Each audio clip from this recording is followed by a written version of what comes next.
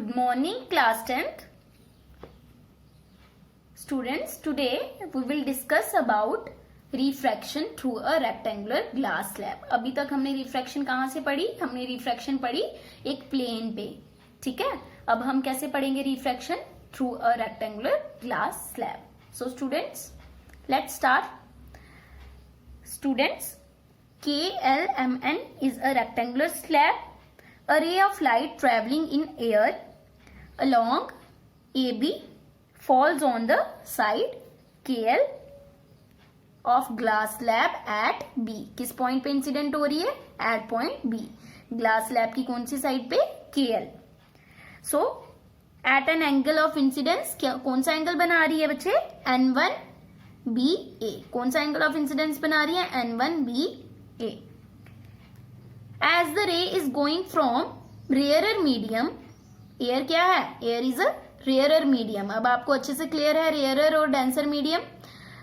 As the light is going from rarer medium into denser medium. Glass is a denser medium. So बच्चे, light bends towards normal. हम पढ़ चुके हैं rule.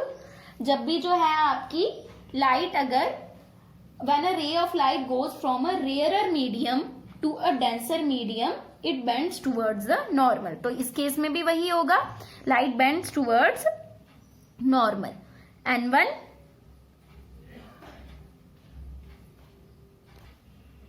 so बच्चे, it bends towards normal. Normal क्या है? N1B, N1 dash and goes along BC. Normal की तरफ bend हो रही है and goes along BC at an angle of refraction. क्या एंगल है? R1. That is equals to CB N1 dash.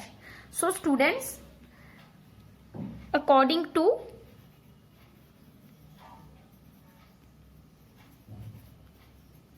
Snell's law क्या आ जाएगा? Sine of angle I upon sine of angle R. यहाँ पे हमने I1 लिया है तो हम यहाँ पे भी I1 और R1 ले लेते हैं, ठीक है, क्योंकि यहाँ पे दो मीडियम्स है ना. सो बच्चे, यहाँ हम ले लेते हैं refractive index of glass upon refractive index of air.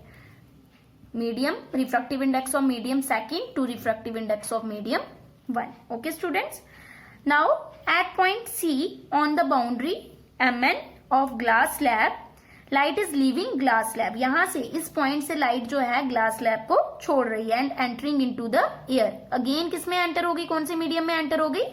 Air में.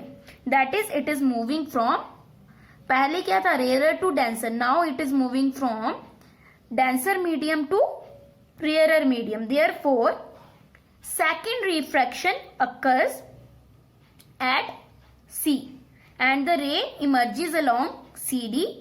This ray is called emergent ray and entering into the air. It is moving from denser medium to rarer medium. Glass is a denser medium, air is a rarer medium. So the emergent ray, after suffering two refractions on passing through a rectangular glass slab. For second refraction at C, BC क्या कर रही है? BC serves as the second refraction के लिए BC serves as incident ray. Second refraction के case में BC क्या हो जाएगी? Incident ray. एंड एंगल क्या बन जाएगा आपका बच्चे यहाँ पे? N2CB. ये आपका क्या आ गया? R2 and equal to angle of incidence in glass. Glass में क्या बन जाएगा angle of incidence? DCN2 dash. ये एंगल आपका क्या आ गया? एंगल ऑफ एमरजेंस, बिकॉज ये एमरजेंट रे के साथ बना रहा है नॉर्मल. तो this is called as angle of emergence, which is angle of refraction in air. Okay students, so अगर हम पॉइंट C पे स्नेल्स लॉ को अप्लाई करें तो हमारा क्या आ जाएगा? अप्लाइंग स्नेल्स लॉ ऑफ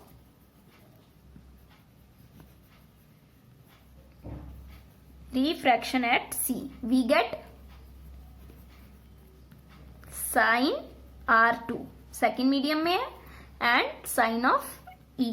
किसके इक्वल आ गया बच्चे? N of A, refractive index of air second medium. This is first medium and this is second medium. तो सेकेंड मीडियम पहले आएगा एंड फर्स्ट मीडियम बाद में. तो अगर हम इसको इस तरीके से लिखे sine E upon sine R, अगर हम इसको उल्टा कर सकते हैं ना बेटा, तो ये क्या बन जाएगा NG upon NA।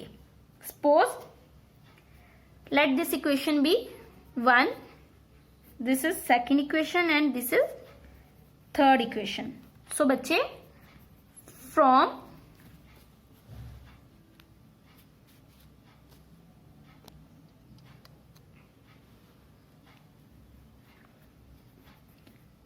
First and third क्या आ जाएगा?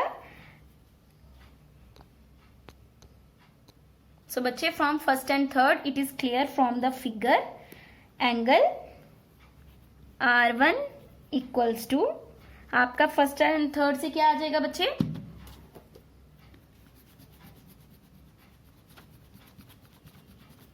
यहां आपका आ जाएगा फर्स्ट और थर्ड में sine E upon sine R2 equals to sine I1 upon sine R1।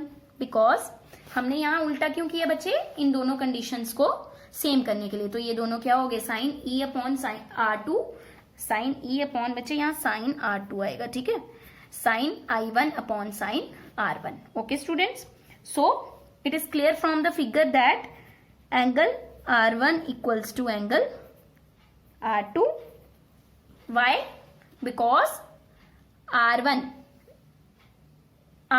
and R2 are the alternate angles. These are parallel rays and these two are alternate angles, and you know about alternate angles very well.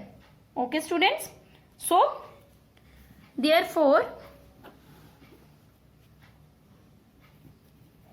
sin R1 equals to sin R2, है ना बच्चे? And from equation 4, इसको हम जो है equation 4 नाम दे देते हैं, and from equation 4 sine E equals to, because sine R1 equals to sine R2, तो यहाँ पे अगर हम इनको सेम कर दे तो क्या कंडीशन बनेगी? साइन E जो है वो साइन I1 के इक्वल आ जाएगा, and E equals to I of 1। So हमारा जो एमर्जेंट एंगल है वो एंगल ऑफ इंसिडेंट के क्या आया? इक्वल। सो बच्चे क्या रिजल्ट निकला?